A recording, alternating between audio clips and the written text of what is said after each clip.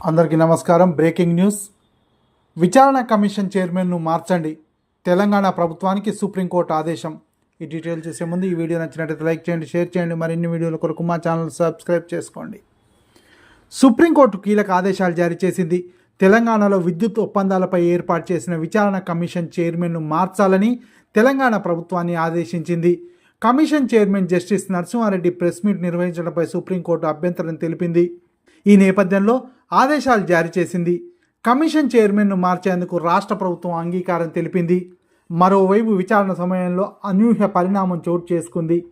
ఈ విద్యుత్ ఒప్పందాలపై విచారణ నుంచి తప్పుకోనున్నట్లు జస్టిస్ నరసింహారెడ్డి తెలిపారు. ఈ మేరకు ఆయన రాసిన లేఖ కాపీని సుప్రీంకోర్టుకు ప్రభుత్వ న్యాయవాది అందజేశారు. దీంతో జస్టిస్ నరసింహారెడ్డి స్థానంలో మరొకరి నియామకానికి అత్యున్నత న్యాయస్థానం సమయం ఇచ్చింది. సోమవారం లోపు నూతన చైర్మన్ నియమిస్తామని ప్రభుత్వం తెలిపింది. బీఆర్ఎస్ ప్రభుత్వ హయాంలో జరిగిన విద్యుత్ ఒప్పందాలపై విచారణకు రాష్ట్ర ప్రభుత్వం జస్టిస్ నరసింహారెడ్డితో జ్యుడిషియల్ కమిషన్ను ఏర్పాటు చేసింది.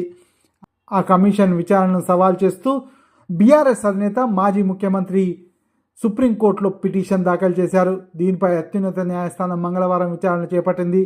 ఇరు పక్షాల తరఫున సీనియర్ న్యాయవాదులు సుదీర్ఘంగా వాదనలు వినిపించారు. రాష్ట్ర ప్రభుత్వం తరఫున అభిషేక్ మను సింఘ్వి, సిద్ధార్థ లూత్రా, కేసీఆర్ తరఫున ముకుల్ రోహిత్కి వాదనలు వినిపించారు.